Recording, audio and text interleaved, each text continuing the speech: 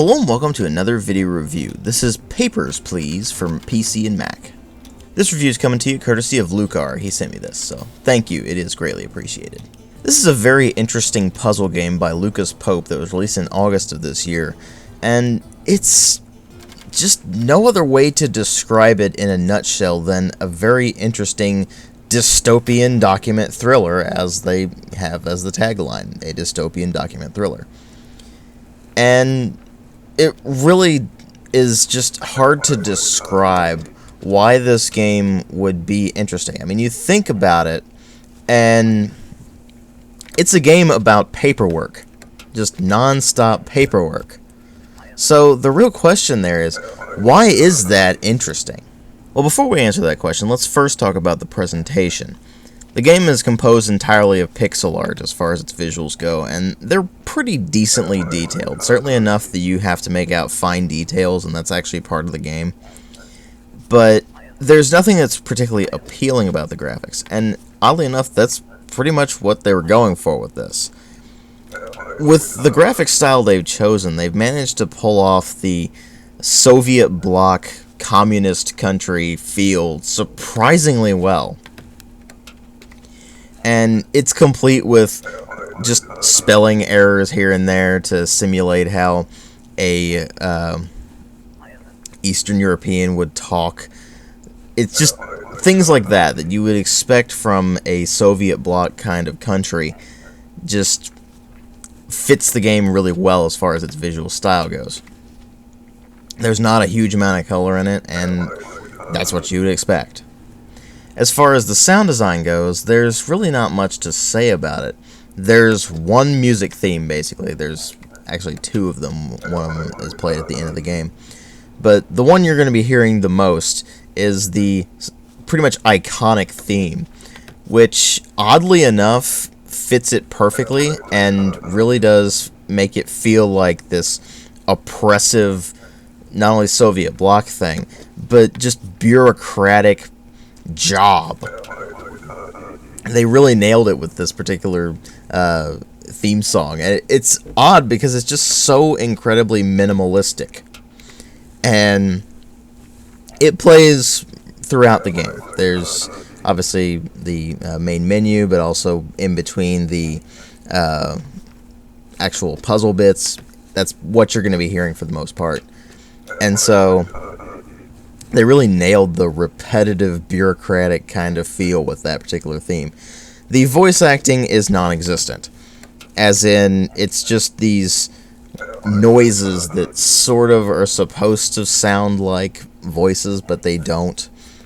And it's not really that big of a deal in the long run. So the lack of voice acting doesn't actually hinder this game at all. But obviously what really matter are the story and the gameplay. And the story in this is that you play as someone who just won the labor lottery, and, well, so to speak, and are now a border control officer between the border of the fictitious Soviet bloc country Arstotzka and the also fictitious country of Kolechia. This checkpoint has just opened, and it has just opened after a long war with Kolechia. So there's some tension in this whole thing. And your job is to make sure that people who have appropriate documentation, all that their stuff is in order, get into the country. And those who don't have appropriate documentation, stay out of the country. Sounds simple enough, right? Well, it's actually not so simple. As you're playing the game, the rules will change. And you'll have to look at more and more complex sets of paperwork, more and more, does this check out with this and that, and so on and so forth. And you will be presented with a lot of moral choices as well. Do you let this person in even though they don't have the proper paperwork and they're giving you this story, like, for instance, they just don't have anybody left or something like that, and they're one person that they still know is in Arstotzka or something like that. Do you let someone like that in, or do you deny them? Or do you help this one person or not that person, or any number of these things? All of these choices presented throughout the game have an effect on the way that the game actually plays out. In fact, there are 20 endings in this game, based on your choices as you're going through it. That's very impressive for an indie puzzle game. Think about that for a second. Indie puzzle game, 20 endings based on your choices throughout the entire game. It's actually really impressive. And all the while, you are making sure that the rent is paid, that the heating is paid, and that you have food on the table for your family. You have to keep all of this in mind while you're doing this. It is an incredibly weird feeling actually playing this game,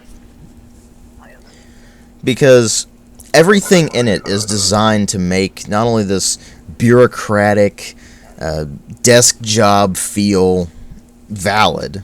I mean, you're basically just stamping passports all day long, just non-stop,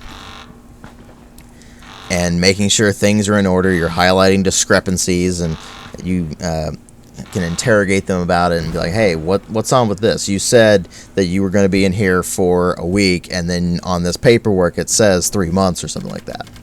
And then they either say, oh, well, it was my mistake, I'm going in for 3 months, and so on and so forth. And as things get more and more strict and more intense with the regulations and the paperwork, it gets harder and harder and harder to actually be able to do your job effectively. It really does create this very realistic feel. And you got to think about, too, this game is set in the 1980s, so the technology that you have is pretty minimalistic. You're mostly just relying on your own sense of sight, your own logic, your own memory even. Did you forget the issuing cities for a given country? Well, guess what? That particular issuing city for that particular passport wasn't correct. Now you have a citation. You get enough citations, you start losing money. And all this blends together to create this surprisingly compelling, interesting, and occasionally fun experience. That feeling of satisfaction you get when you've managed to get through the game and actually done things right for a change. It's actually really impressive seeing the effect that you actually have on the game itself. There was one I played when I actually played the beta of this a long time ago. And there was this moment where I stamped a person through, they handed me a note. And I looked at the note, and I didn't really pay it too much mind. The next person came along, and the person they mentioned in this note was actually there and had their paperwork in order, so I went, okay, well, I just stamped them through, and they go along. And then I come to find out, via the daily paper that it presents at the beginning of each day in the game, the levels are days, I find out in that paper that my choice had affected the outcome based on that. I don't want to spoil it for you, but I looked at that and went, oh, I could have done something there, and I didn't. And so that's the kind of feelings this game gives you. It is surprising how emotionally involved you can actually get in this game. And the gameplay itself is just incredibly simplistic. You're mostly highlighting discrepancies and saying what's going on with this and choosing a response based on that. As things get more and more complex, you have more and more to pay attention to, and the amount of space that you have to actually look over this stuff is very limited. So you really do have to pay a lot of attention to what you're doing and develop a nice sense of not only efficiency, but also this keen eye. And you'll find that as you play the game, you get better and better at it. You start to just memorize things, and you'll be able to recognize discrepancies just instantly, as opposed to having to look through the rulebook and find out what was what and just dragging along. And it just gets surprisingly satisfying as you're playing it. So, in the long run, despite the gameplay being fairly simplistic and the presentation not being particularly impressive, the game succeeds in one thing very brilliantly, and that is just messing with your head. It's amazing just how emotionally involved you can actually get into this game, and this sense of just satisfaction with actually having an effect on the outcome of the game. I mean, there's 20 endings in this thing based on your choices throughout the game.